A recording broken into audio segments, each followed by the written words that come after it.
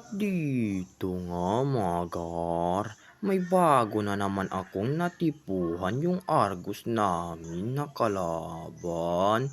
Pakakita nga niya sa akin at agad niya ako'y tinakbuhan. So dito mga par, pinatay ko muna itong mga minions. Pagkatapos tumulong na ako dito sa gitnang lane mga par, at kung makikita nyo panay luck pa talaga ako dyan mga par, kaya hindi ko napaslang yung karina namin na kalaban.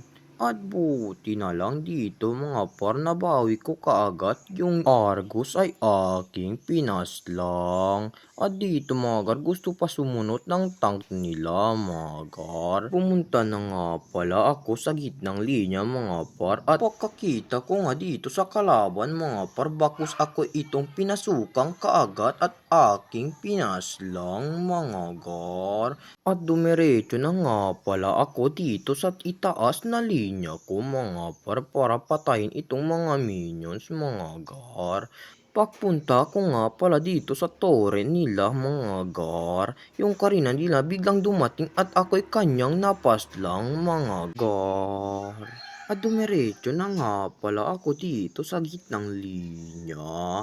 At kung makikita nyo, yung aking mga kakampi ay waring nagdidikmaan na mga gar. Dumiretso na nga pala ako dito para sagipin ang aming Panginoon mga gar.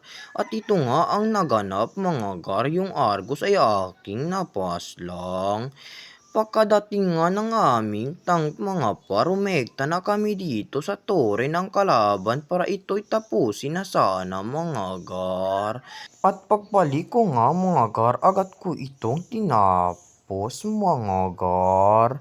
At doon nakuwawakas ang matinding labanan ng dalawang panik, at nanalo nga pala tayo doon mga gar.